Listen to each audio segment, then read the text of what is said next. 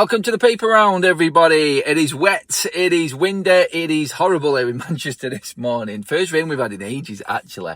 So I've had to drive to the shop and get the paper. I've got the paper to hand here. I've got everything I need on it. I'm going to ignore all of the boxing news and everything like that on the back pages. There is one story in particular that really does go a little bit crazy, and that is this one here. You can see it there.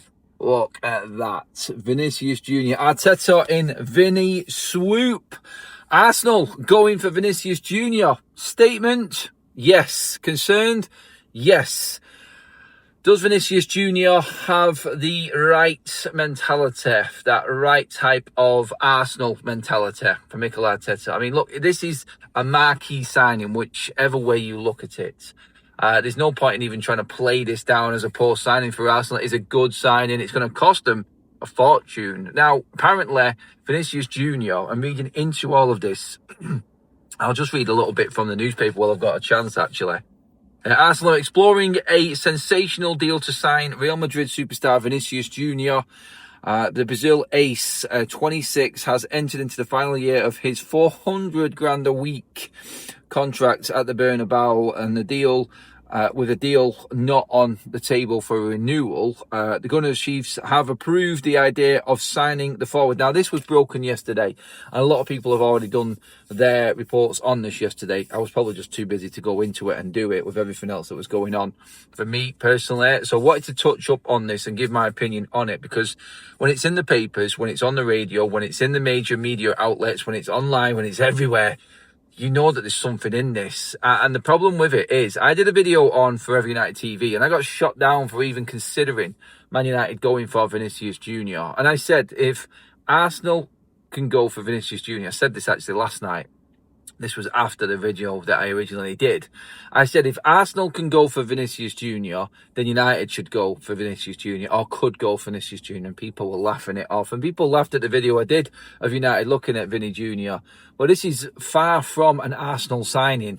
And this just goes to show that Arsenal are in a very, very comfortable squad position right now, an established squad, where they can go out and handpick players like this in their prime and bring them to the club. And that, I think, is key in all of this here to remember as well, that Arsenal can make this transfer happen. It is genuinely real. It is going to blow their wage structure completely out of the water. It is going to definitely hit heights that they have never done before, because Vinicius Jr. apparently demanded £500,000 a week, or €500,000 a week wages at Real Madrid for his new deal, and a renewal bonus or something like that, a loyalty bonus. Oh my God, like seriously, this is absolutely crazy. And just reading into more of this, Arsenal would need to make him their highest paid player, and interest is thought to be at the early stage with no direct talks between the clubs. Boss Mikel Arteta wants to sign a left winger after missing out on Morgan Rogers to Chelsea, though any possibility of taking Vinicius Jr. to, and it goes on there to talk about everything that's happening potentially with other clubs being interested in Vinicius Jr. In fact, let me go on to that, because it might actually talk about the fee that's actually being spoken about here as well. So, I'm just going to go across here to page 56. Bear with me a second on this. I'm trying to do this on the go here in the car. It's the first time I've actually done the paper round in the car like this. And I'm just going to get to the page where we get the extra story now. So, right, okay. So, it carries on to say, where is it? Any deal to take him to the Emirates this summer will hinge on his contract. Madrid still not made any breakthrough in negotiations over an extension. He's into the last 12 months before he becomes a free agent next summer. Can you imagine what the wages are going to be for Vinicius Jr. if he's a free agent, by the way? That's absolutely crazy, isn't it? Bukayo Saka's extension back in January made him Arsenal's top earner on 300 grand a week. That's just to break down exactly how much Vinicius Jr. is probably going to cost Arsenal. Some people will say that Vinicius Jr., why are they going for him when they've bought Tzolis already as well? Well, there is talk of obviously Martinelli potentially leaving. There's a lot being made of Andrea Berto in all of this, sporting director at Arsenal, wanting to make serious waves and make some serious noises about their signings and how powerful Arsenal are this summer as well. And I think with the signing, if they go out and sign the likes of obviously Bruno Guimaraes from Newcastle and Vinicius Junior, then that would be a massive statement as champions. That would automatically put them right at the top of the favourites list for winning the Premier League next season. 100%. That just makes that a definite for me anyway. There's no one getting near where Arsenal are at the moment. So yeah, Arsenal doubling down on their success from last season, and hopefully in their eyes, they're looking to try and obviously move on. There's a lot being made in the papers as well about Manchester City, about Manchester United, the Maresca thing going on, coming in. Is it the same rule? Obviously Rodri leaving, Bernardo Silva leaving.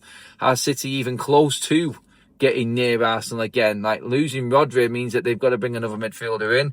Again, talking about the papers, Jack Grealish also coming back to Manchester City from his loan spell. Interesting what's going on there. The renewal with the friendships and his relationship with Maresca. Could Jack Grealish now play a big part again at Manchester City next season? That's also in the papers this morning as well. Mason Mount talking in here about Santos, Man United's new signing, and backing Andre Santos. Had a good start to pre-season, as we know. There's a lot more to come, I think, in this transfer window from many different stories. But the biggest concern I've got right now as a Man United fan is, of course, this Arsenal move and Arsenal being able to actually get a potential deal done for Vinicius Jr. It is worrying. It is a concern. And I think every single Premier League fan needs to be looking at this and going, Arsenal making moves. How much will they spend now? They weren't willing to go that big on Morgan Rodgers. How much will Real Madrid want for Vinicius Jr.? That's the one thing that has got to be said for all of this. Arsenal are open to the move. But what about the price? There's no club-to-club talks is what's being said here. There's nothing at all when it comes to actual conversations about the price transfer fee that Arsenal are going to have to pay, because they weren't willing to go big for the likes of Morgan Rodgers. We'll see if that scuppers anything when it gets to it as well. And of course, the Manchester City side is going to obviously carry on going with the Rodri side of things. What are they going to do after losing Rodri? Because Rodri's agreed personal terms and talks are now on with Real Madrid for Rodri. So let's see how that one also develops as well. It's going to be a really interesting last few weeks of the transfer window. Everything that's going on in the boxing world is all over the papers as well. It's taken over, to be honest. That everything that could potentially happen with this fight and where it's actually going to be, not being in England for a Joshua and Fury fight. I mean, it's ridiculous, isn't it? But hey, look, money talks, unfortunately, and that is the way the sporting world works right now. Again, apologies that I've not had my little walk around today and everything that's happening. It's a busy day for me, actually. We got the Winton Ladies' first pre-season game of the summer coming up later on as well. I'll be catching up with you all on FUTV later also. Don't forget to make sure you hit the subscribe button here on Adam FC for all of this type of content. I am going to get onto more of the content on this channel as well this week now that we're a bit more settled in. So thanks for your patience again, everybody. Make sure you do, like I said, get your comments in, hit the subscribe button, and of course give the video a like if you're enjoying the content, and I'll see you all in the next video.